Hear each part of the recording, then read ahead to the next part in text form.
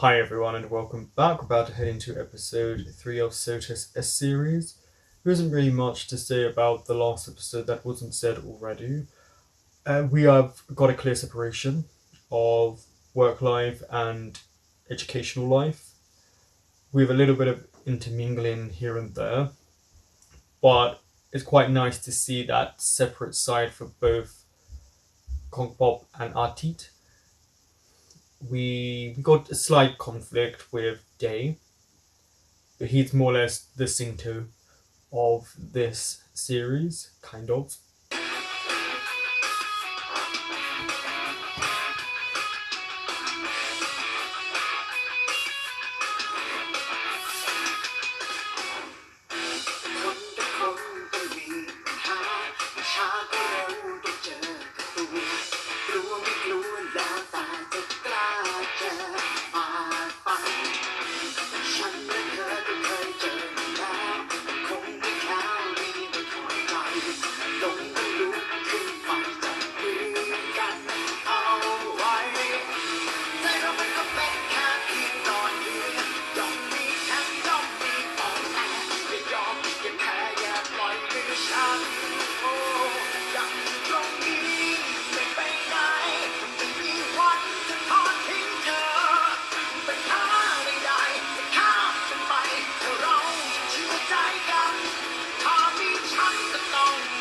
I really like her as an actress.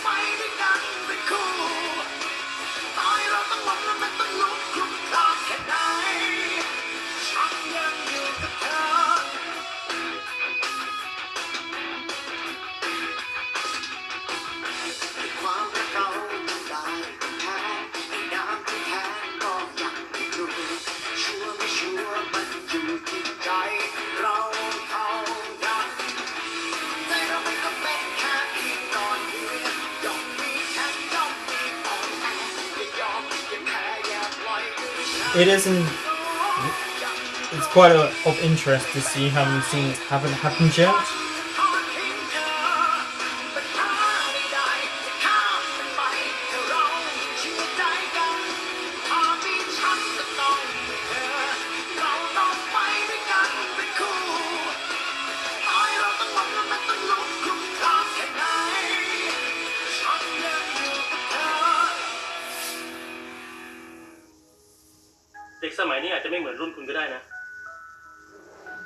What do you mean? ก็ยังมีน้องคนหนึ่งอ่ะที่เป็นปัญหาตลอดเลยปล่อยแม่งไปเถอะปล่อยไม่ได้นะเว้ยเป็นน้องก็ไม่ได้แปลว่าผมต้องทำตามที่คุณ You definitely have a fixation ผม on ก็ไม่เคย him. เคารพคุณว่าคุณเป็นรุ่นพี่ด้วย We'll see. นี่น้องอาทิตย์เขาเรียนรู้งานได้ไวมากเลยนะครับพี่เจอเซลล์เนี่ยมันดีมากเลยจริงเหรอพี่ขอบคุณมากพี่ไม่เป็นไรน้องอ๋อนี่ใกล้ถึงวันชิงธงแล้วนี่ใช่ไหมใช่ครับ So ผมอยากเห็นคนเข้าร่วมชิงธงกับเพื่อนๆนะครับ is the flag capture episode now? Yep, it is.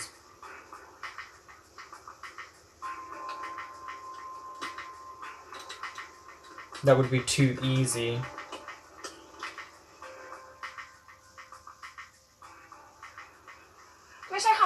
It is so strange to see them using this form of technology, whereas the others didn't use that before, and only a few years have passed, but it shows you how different this year is to when Kongpop was the first year. Technology. เหมือนจะมีคนหาปริศนาเจออีกตัวหนึ่งแล้วอ่ะออกมาได้เลยนะดีงั้นเดี๋ยวเราไปเจอกันหน้าตึก15นะ They are a lot more organized this year than previous years. I wonder if using a phone is a form of cheating. Probably not. เราต้องมีหายอย่างวะ He's literally looking at what you need.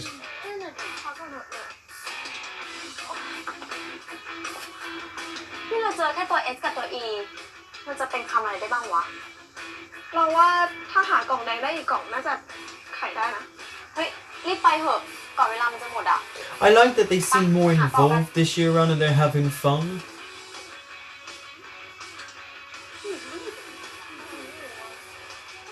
Yeah, see, he's very intelligent, he's very perceptive. He's just got a very bad attitude.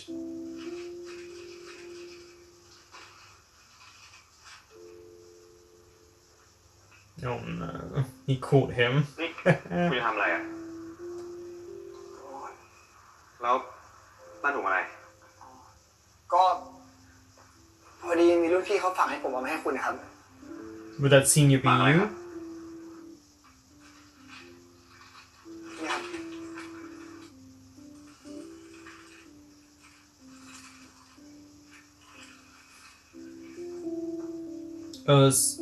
Books from previous years?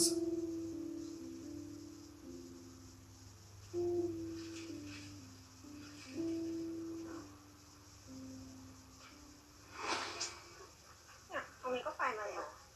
นั่นเลยดิพลอยเลย Just tell them.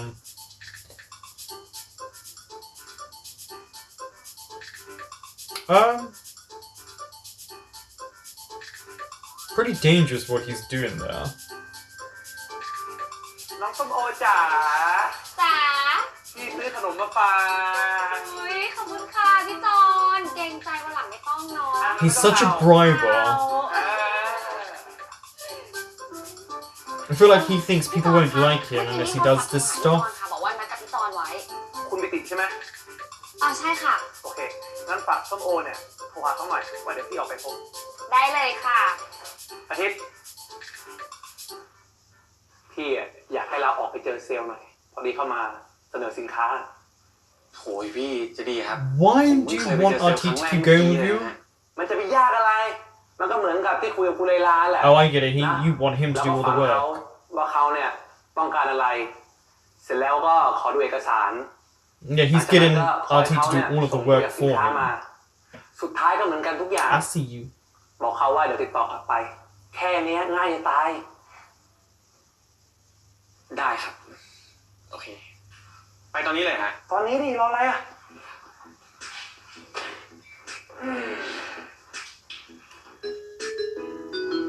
I just feel like you shouldn't be making Artie, who's new to the company, go. It's a lot of pressure, and if he makes mistakes, it's all on him. ผมชื่อปิติครับ เป็นตัวแทนของบริษัทปิติพาณิชย์ คุณกีฬากรใช่ไหมครับ ผมอาทิตย์ครับ พอดีว่าพี่จอนเขาโทษครับ ผมหมายถึงคุณจีรากรนะครับ เขาติดธุระครับ ไม่เป็นไรครับ ตำแหน่งผู้จัดการ Well, ผมเป็นเจ้าของ the บริษัท owner, yeah, and he seems very nervous, so it must be a very small สังเกต company. ดีนะครับ สวัสดีครับ ผมอาทิตย์ครับแผนกจัดซื้อจากบริษัทโอเชียนอิเล็กทริกครับ ยินดีที่ได้รู้จักอีกครั้งครับ คุณอาทิตย์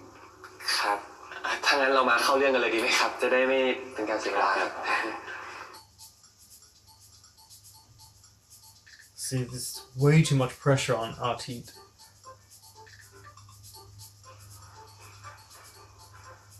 พี่จอนครับ ผมมีบริษัทปิติพาณิชย์ครับเขาเอาสินค้ามานำเสนอลองดูครับน่าสนใจมากเลยครับ ขายอะไรอ่ะ ขายพวกเนี้ย Well, she's not going to be happy or something there. เฮ้ย ไม่ต้อง ก็เรามีบริษัทแสงชัยเราเพิ่งติดต่อคุณเล So ย then why did you make him go and speak to that guy? พี่จอนครับแต่ว่าสินค้าของบริษัทคุณปิตินี่เขาราคาดีกว่าของแสงชัย Exactly พอสมควรเลยนะครับไม่ลองพิจารณาดูก่อนเหรอครับ นี่อาทิตย์ พี่จะบอกอะไรไว้ให้นะเว้ย สิ่งสำคัญที่สุดในการทำงานจัดซื้อเนี่ย คืออะไรรู้ไหม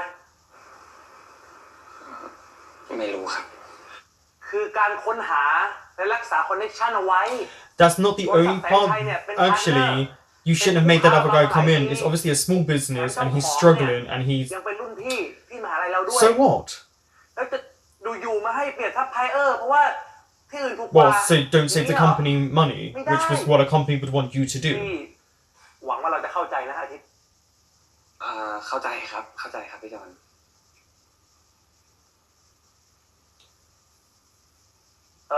อาทิตย์ Hmm. ฝากงานหน่อยดิ ครับ ตอน4 โมงเย็นจะมีรถของบริษัทแสงชัยมารับสินค้าคืน พี่ฝากเราช่วยเช็คของให้หน่อย Why can't you do this? You keep making him do this. It's not his job. ได้ครับ That means you're not going to get out now for a long ขอ time. โทษครับ It seems like John doesn't do anything. ไม่ได้นี่หว่า And he's gonna tell him he's คิงเป็นไง busy. บ้าง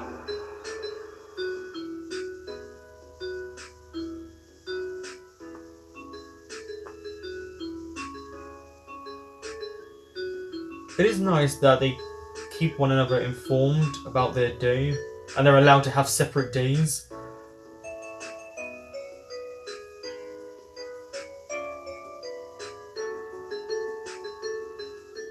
กำลังสนุกเลยครับพี่ดี It's because they're about to solve it. เดี๋ยวเรื่องงานจะบางไปนะบ่าย 4เริ่มตอน 1 ทุ่มนะครับ เฮ้ยกล้อง 7 p.m. มีน้องขึ้นมาเปิดพีแล้วว่ะดูดิ อะไรวะนึกว่าจะนานกว่านี้โอ้ไม่เห็นหนุกเลย ไปเถอะปะ เฮ้ย เข้าแถว มั่วเปล่าวงเนี่ยมันไม่ได้วางแผนมาเหรอ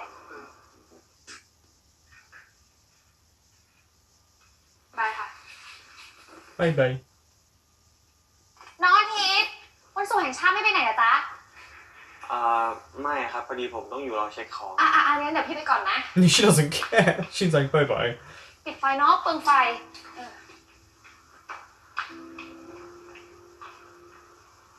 Oh, hold on. You want to save the energy, which would save the company money, but you don't want to look at procuring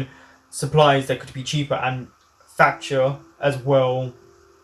as previous products? Okay.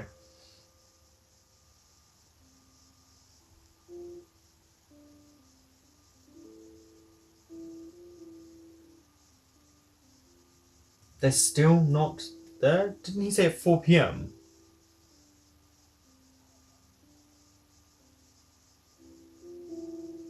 Xin Tùngเป็นไงบ้าง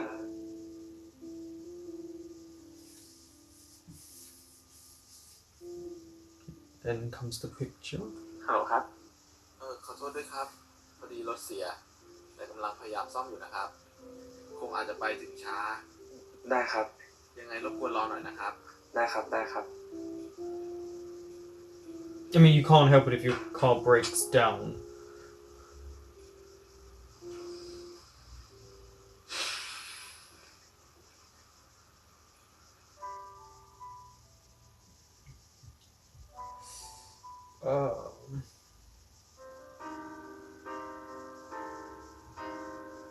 I know it's an important moment for Hong Kong. เราเป็นพี่น้องกันแล้วนะ ก็คิดกันไม่ออกสักทีจนได้เพื่อนคนหนึ่งมาช่วยอะค่ะ ใครล่ะครับ 0058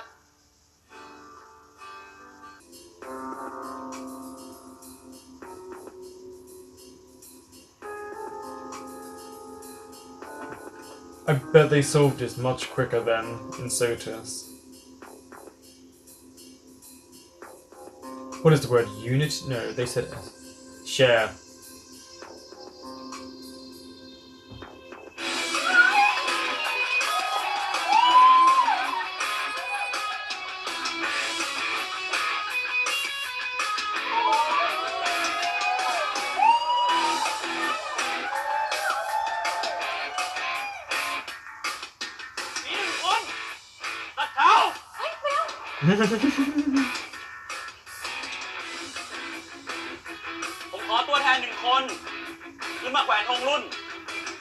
Well, she's got the flag, so it might as well be you.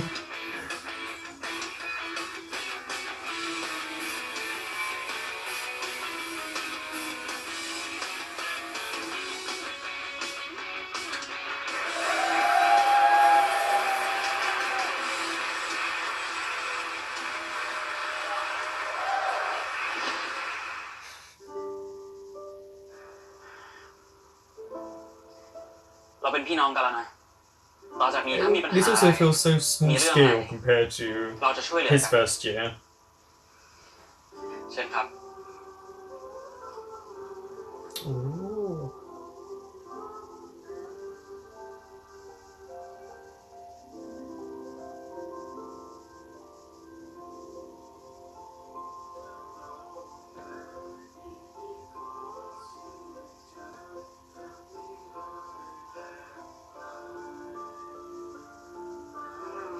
It definitely feels like they care for the first years a lot more. สวัสดีครับ ก็ 4 ปีในมหาวิทยาลัยเนี่ยตั้งใจเรียนด้วยทำกิจกรรมด้วยขอให้เจอเพื่อนดีๆนะครับแล้วก็ขอให้ได้เกรด Yeah, ดี the activities this time around didn't seem too bad.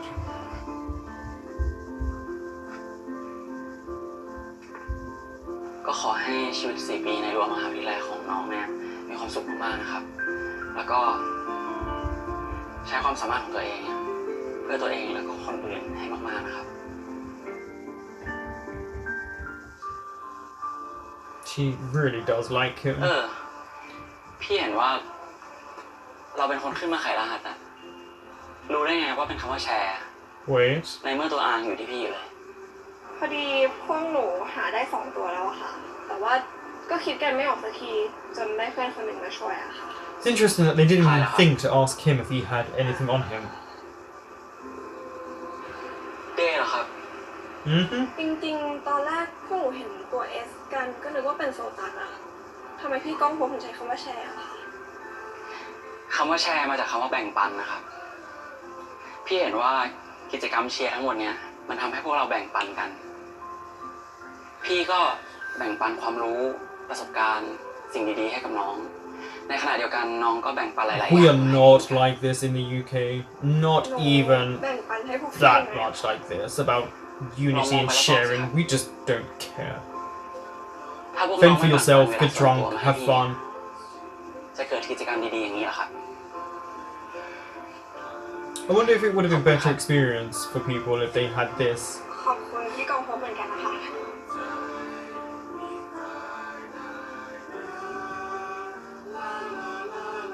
I feel like it would have made criminology much more fun to study. เฮ้ยกล้องเดี๋ยวกูมาแป๊บนึงนะเว้ย Mm-hmm. They do like to focus a lot on you and Dave.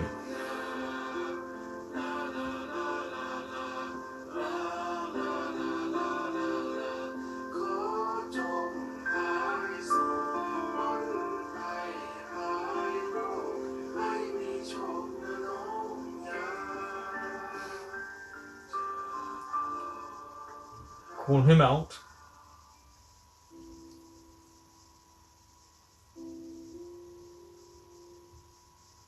0058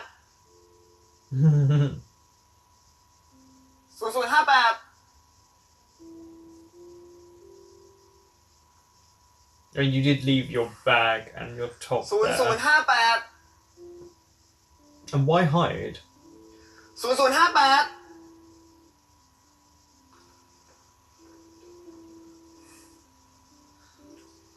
ผมคิดอยู่แล้วว่าคุณต้องมา Well, yeah, you แถม just วัน saw นี้คุณ his มาร่วม stuff. กิจกรรมด้วย นี่คุณพูดอะไรอ่ะ ผมไม่ได้ร่วมกิจกรรมของคุณซะหน่อย Yes, you did. จริงเหรอครับ He'd be. คือผมแค่ช่วยคุณว่าฟ้างอ่ะ Which is really คุณ nice อย่า of มาเหมารวม you. เลยว่าผมจะไปเข้าร่วมกิจกรรมหรือว่าร้องเพลงอะไรกับพวกคุณอ่ะ He didn't ask How- that. เฮ้ย 0058 นี่คุณเลิกเรียกผมว่า0058สักที ผมชื่อเดย์ ครับ But it's his number too.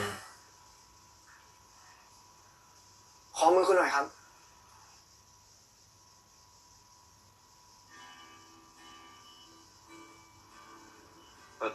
นี่คุณจะทำอะไรอ่ะ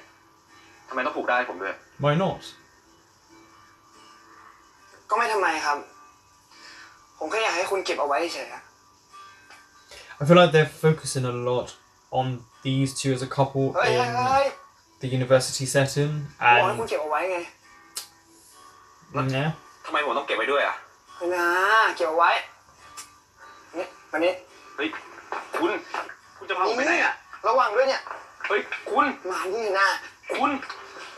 I just think about how amazing these two are at dancing. 058เงียบสิครับ นี่คุณไม่เห็นเหรอครับว่าเขากำลังทำใบสีผูกข้อมือกันอยู่อ่ะ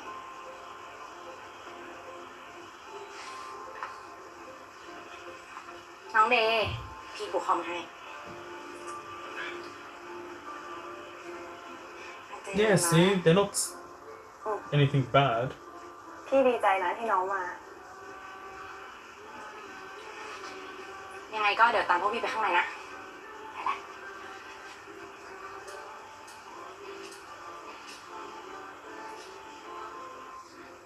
มันก็ไม่ได้แย่อย่างที่คุณคิดใช่ไหมครับ He's starting to realize he can be included without having to คุณ do ลองมองรอยยิ้มของเพื่อน anything คุณรอบๆ bad. สิ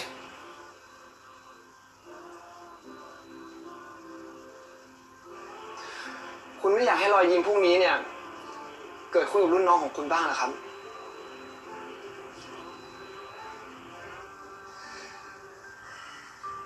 0058ไปด้วยกันไหม Seemed a bit forward. คุณจะพาผมไปไหนอ่ะ ก็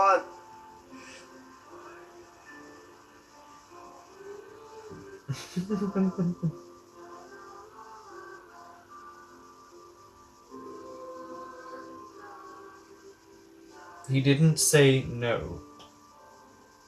แค่นี้ผมก็พอแล้ว โอเคครับ งั้นผมไปก่อนนะ Yeah, don't force him. Otherwise, ครับ he will bolt.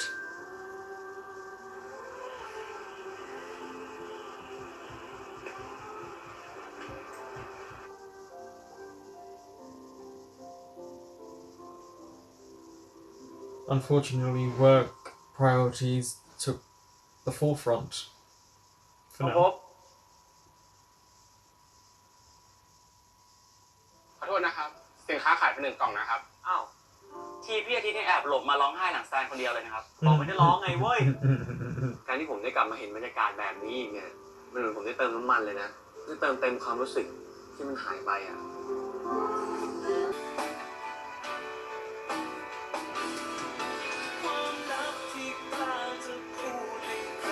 มาพบ สวัสดีครับ อาทิตย์อ่ะ It's like the Three Stooges with these three. ผมก็ติดต่อพี่อาทิตย์ไม่ได้เหมือนกันครับ แต่ล่าสุดที่คุยกันตอนเย็นเนี่ยพี่อาทิตย์บอกว่าถ้าเลิกงานแล้วจะตามมา ถ้ามันบอกว่าจะมา เดี๋ยวมันก็โผล่มาเองแหละ มันคงเดินทางอยู่มั้ง อาจจะไม่มีสัญญาณก็ได้เนาะ เออ ครับ มึงร้องตรงนั้นแจ่มมากหูยขาว I feel like that's him in real life. อยากเกิดช้ากว่านี้สัก4 ปี เฮ้ย น้องชื่ออะไรนะ มึงอ่ะกล้องพบ นี่ What's your name again? You know exactly what his name เคยเห็น is.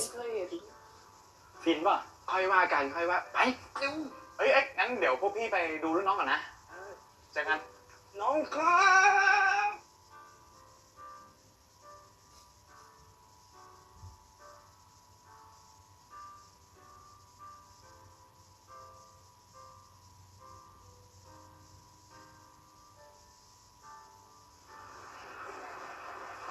ขอโทษนะครับ สินค้าขายไป1 กล่องนะครับ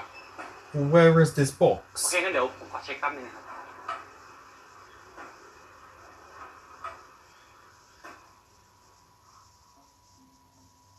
ฮัลโหลครับ พี่จอนครับ คือฮัลโหลอาทิตย์พี่ดูหนังอยู่อ่ะเดี๋ยวโทรกลับนะ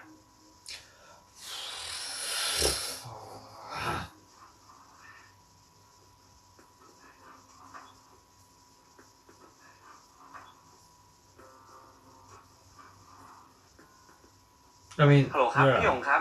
คือสินค้าจากบริษัทแสงชัยอะครับ มันขาดไป1 ลังนะครับ พี่หยงพอจะทราบไหมว่ามันหายไปไหน ปกติสินค้าส่วนใหญ่ถ้าถูกส่งมาแล้วเนี่ยก็จะไปอยู่ที่โกดังเลยนี่เราลองเช็คดูแล้วใช่ไหม ใช่ครับ งั้นก็อาจจะถูกส่งไปตรวจสอบที่แผนก QC ก็ได้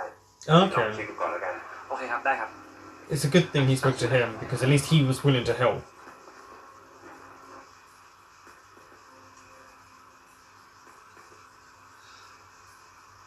At the same time, these boxes should not have been separated.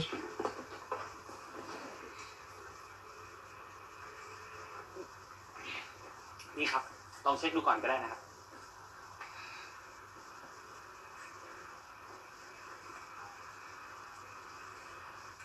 เรียบร้อยครับ ครับ ขอบคุณมากนะครับ ขอโทษด้วยนะครับที่ทำให้เสียเวลาครับ He's so polite.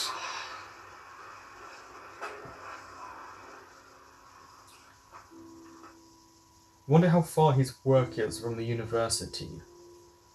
พี่อาทิตย์อยู่ไหนครับ เฮ้ยก้องพบโทษทีอ่ะพอดีผมแบตหมดอ่ะแล้วชิงทงเป็นไงบ้าง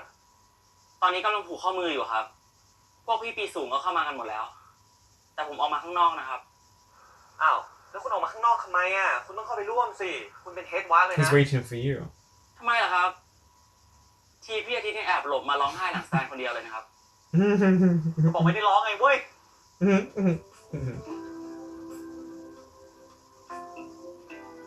I mean, you did.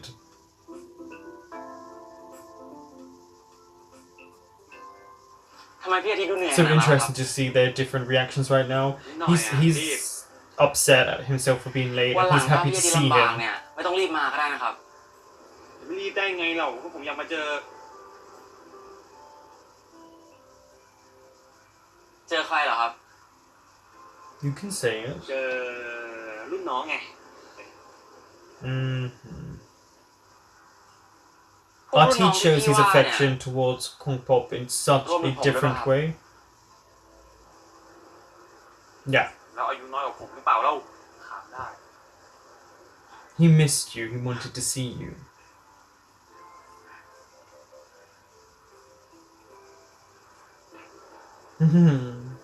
โอเคครับ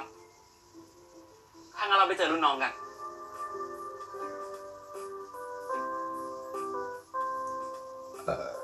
Chris does shine really well, considering he's so full of life when you see interviews and him backstage. ฮะคุณรู้มึงจะไม่มาแล้วนะนี่มึงเมาเนี่ยใครจะไปว่าเหมือนมึงอ่ะกูมีงานทำเว้ย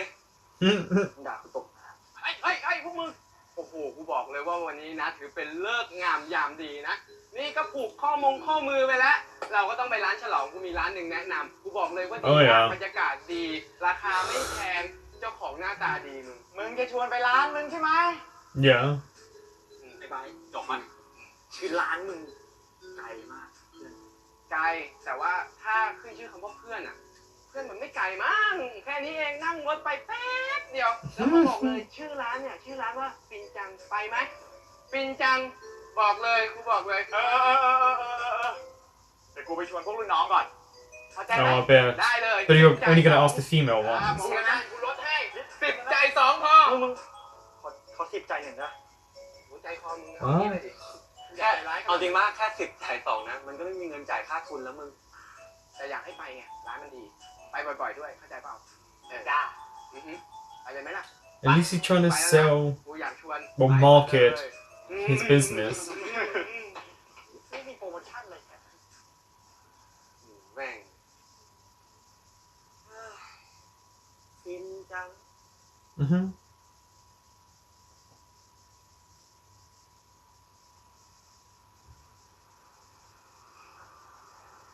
พี่อาทิตย์กลับไปพักก่อนไหมครับ พี่ดูเหนื่อย ไม่เป็นไรหรอกจริงๆวันนี้มันมีเรื่อง Didn't they say it was Friday, so he should have the day ๆข้าวหลังถ้า off พี่ลำบาก tomorrow? ไม่ต้องรีบมาก็ได้นะครับ เอาหน้าผมตั้งใจไว้แล้วว่าจะมาผมก็ต้องมาให้ทันดิอีกอย่างนะผมยังมาทันนะยังเห็นน้องได้ใบสีด้วย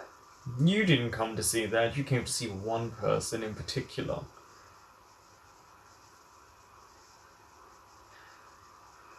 กองพบคุณรู้ไหม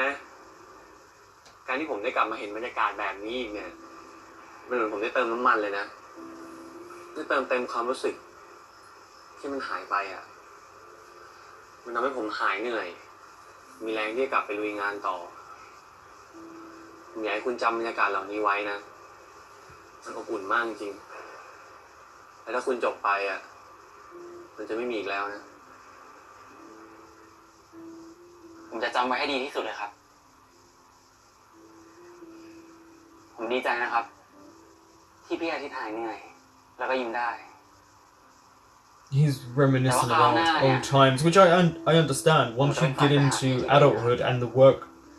world, things are not what you think they are as a kid. As a kid, you think it's going to be very different, and it's to what you then find out to be reality. แต่กับเรื่องงานอ่ะอยากให้ใครเอาเปรียบเป็นชิ้น Mm-hmm. พอดีหนูติวแคลคูลัสให้น้องๆอยู่อะค่ะแต่น้องไม่เข้าใจข้อนี้อะค่ะ ทำไมคุณมาแล้วไม่บอกผมเนี่ยทำไมพี่ต้องโกรธผมด้วยครับ Of course he's going to be tired. He's doing everything for John.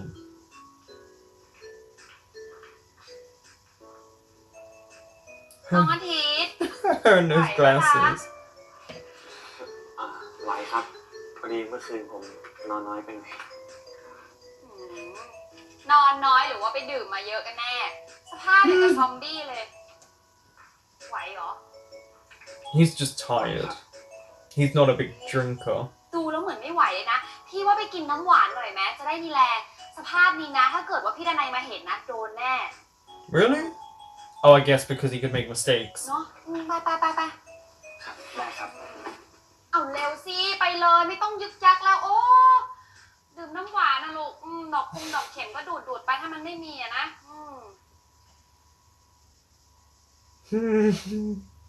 Yeah, because she's been out partying. Yep.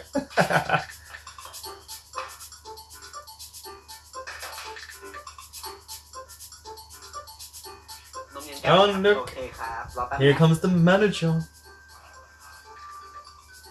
อาทิตย์ He actually does well in his small cameo ฝากซื้อกาแฟเลย roles. ได้ครับ เอาลาเต้เย็น Can I have the เอา money? น้ำแข็งเนี่ยพี่เอาครึ่งแก้ว น้ำตาลเอา2 ช้อนครีมเทียมพี่เอา4 ช้อนผมขออีกรอบนึงได้ไหมครับจำไม่ได้ครับโหเราจำไม่ได้เลยเนี่ยครับ Yeah, that's quite a พี่ไร lot. บอกได้ครับเฮ้ยไม่ต้องดีกว่าเจ๊ เจ๊จำได้ไม่ต้องห่วง ทวนหน่อยทวนหน่อย Yeah, yeah, you can go away. Go away. น้ำตาล2 ช้อน อ่า ครีมเทียม4 เยี่ยมมาก เดี๋ยวตามพี่ให้แล้วกันนะ ได้ครับ นมเย็นได้แล้วจ้าอันนี้ไม่ใช่ของน้องเดี๋ยวทำให้รอแป๊บนึง ลูกปืนนมเย็นได้ยังคะ ลูกปืนเดี๋ยวป้าตีเรียกเจ๊เป็นนี่เจ๊เป็น เจ เจ๊ นนี่จ้า I'd have to get used to saying that to someone. สั่งอะไรไปอ่ะ อ๋อ ผมสั่งเหมือนพี่เอิร์ธเลยครับ นมเย็น เฮ้ยงั้นเอานี้ไปก่อนป่ะ อ๋อ ไม่เป็นไรครับ เดี๋ยวผมต้องสั่งกาแฟพี่จอนด้วยครับ พี่คะอย่างนั้นอันนี้3 แก้วเลย เป็น3 แก้ว Oh, that's really แล้ว nice. พี่ก็ครับเดี๋ยวผมจ่ายเอง ไม่เป็นไรนิดเดียวเอง That's true, it is just one glass. สวยเลยยังใจดีเนาะ มันก็อยู่แล้วแหละ ของน้องเอากาแฟเพิ่มด้วยใช่ไหม ใช่ครับ ค่อยรู้สึกดีหน่อย I could never get into coffee and milkshakes and any of that. I don't drink any of that. I never have. I don't get this. แล้วเราชอบกินนมเย็นเหรอ อ๋อโหยอย่างผมนี่ต้องเรียกว่าติดเลยฮะ It's his favorite thing. ใช่ครับ ตอนสมัยผมเรียนนะฮะ โรงเรียนผมอ่ะ ชอบแจกนมตอนเช้า จะมีรสสตรอเบอรี่นมเย็น แล้วก็มีรสช็อกโกแลตแต่นมช็อกโกแลตอะผมกินตอนเด็กแล้วท้องเสียบ่อยๆครับ ก็เลยกินนมชมพูมาจนติดเลย โอ้โหแปลกดีเนาะคนอื่นเขากินอันนี้เพราะความชอบแต่เรากิน He drinks it because of a different reason, yeah. นี่แต่กับเรื่องงานอ่ะอยากให้ใครเอาเปรียบเป็นชิ้นหลัง Yes! I also think this is the episode where I start to appreciate ไปคือนะคะ Earth. I feel like we're getting to see a bit more of her personality.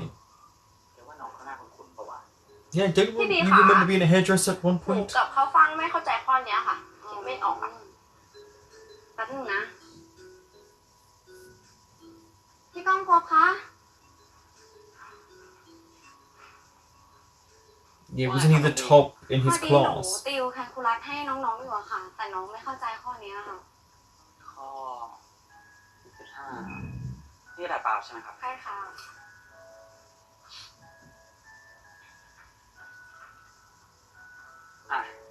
ดูตามพี่นะ Mm-hmm. -3เนี่ยทำให้ฟังก์ชันหาค่าไม่ได้ เพราะฉะนั้นเราก็จะเปลี่ยน-3เนี่ยเป็น t แล้วก็เทลิมิตของ t เข้าหา-3 Okay. ของฟังก์ชัน t เข้าใกล้-3 เสร็จแล้วเราก็อินทิเกรตออกมาก่อนทันไหม ทันค่ะ แล้วค่อยแทนค่า พอได้ค่าแล้วค่อยเทลิมิตตามโจทย์เข้าไป This is why he's the top in his class. อ๋อแบบนี้นี่เองเกือบหน้าแตกให้น้องๆแล้วพี่ก้องพบนี่เก่งจังเลยนะคะ หนูกับเขาฟังที่งงกันใหญ่เลยค่ะ จริงๆมันไม่ยากครับ I want แต่ some ว่า of มัน that ต้องใช้ seaweed. สูตรนี้เข้ามาช่วยเฉยก็วันหลังถ้ามีอะไรสงสัยก็ถามพี่ได้แล้วกัน The way he's looking at him. ครับ กระต่ายแกะไม่เป็นละค่ะ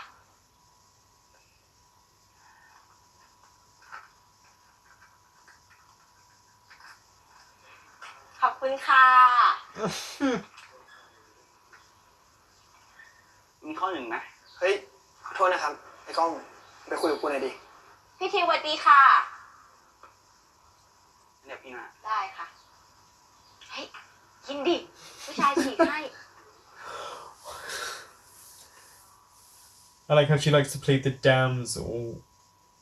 I think this is part of why Day gets annoyed as well. เฮ้ยกล้อง มีอะไรวะ เหมือนอาจารย์หัวหน้าภาคคนใหม่เขาไม่อนุมัติเรื่องการรับน้องนอกสถานที่ว่ะ Oh. อ้าวทำไมไม่อนุมัติวะ ไม่แน่ใจว่ะเหมือนอาจารย์เขาค่อนข้างแอนตี้เรื่องการรับน้องอะ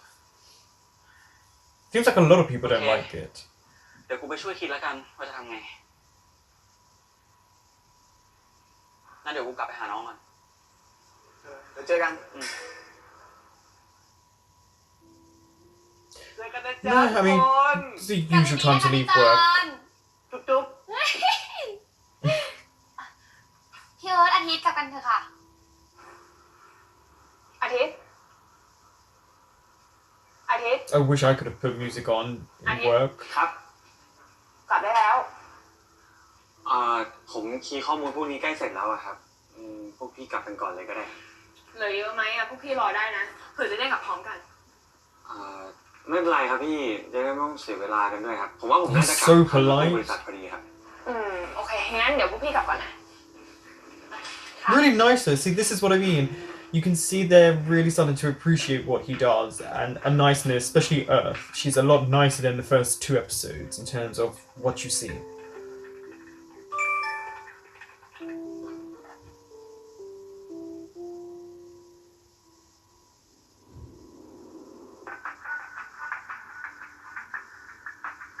Okay, the music indicates something serious.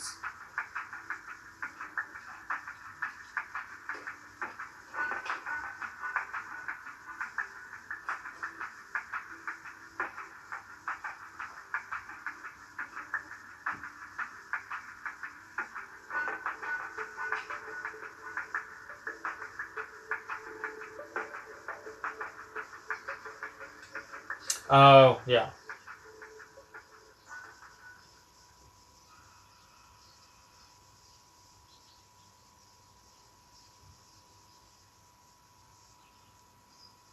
I think it's really nice that he came to see him. ก้องพบทำไมคุณมาแล้วไม่บอกผมเนี่ย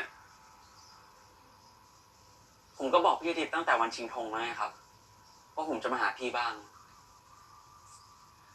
ไม่ใช่ แต่คุณก็ต้องบอกวันผมไม่ชัดเจนด้วยดิว่าคุณจะมาวันไหน Why though? ผมขอโทษครับทำไมพี่อาทิตย์ต้องโกรธผมด้วยอะครับ He said that in such a polite หรือว่าพี่ way. อาทิตย์ไม่อยากให้ผมมาที่นี่ Mm-hmm. Yep.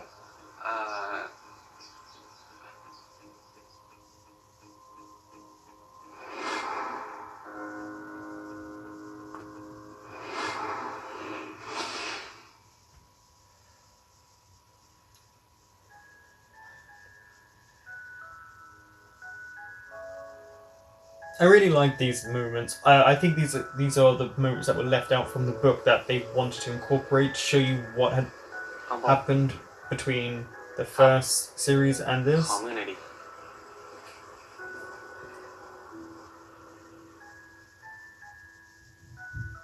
Oh.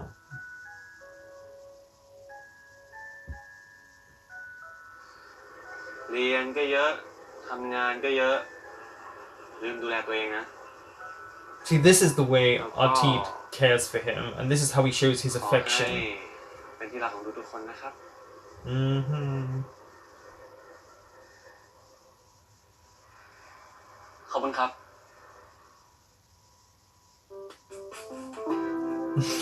Music.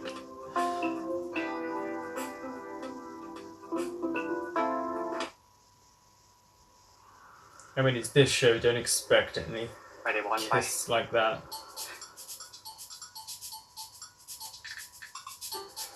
อะไรวะ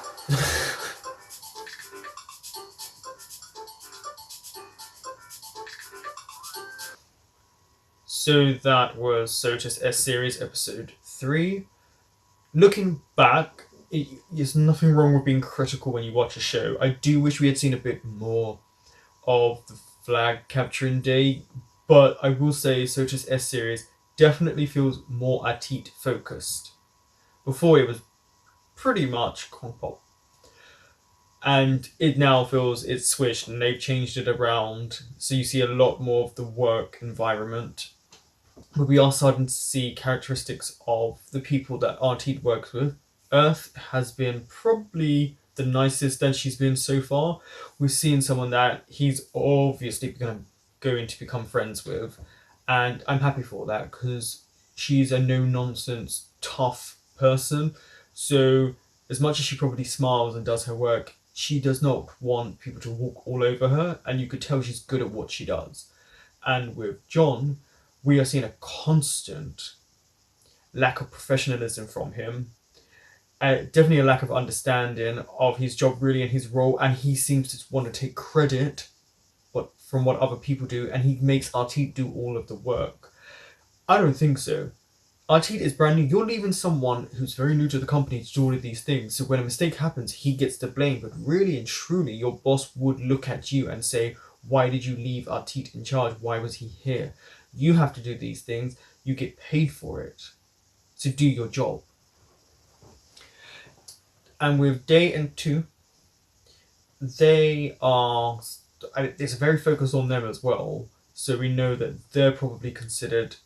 the next main couple. Because I don't think there is any other couples that we have seen so far. No.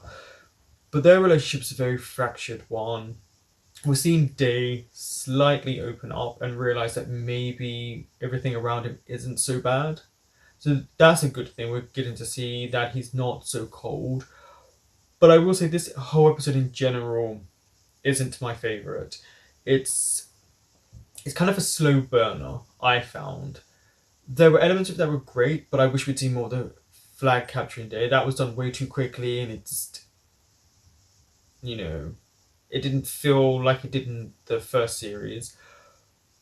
But for me, the upscale is the work side of stuff, because we're seeing Atit in a different environment.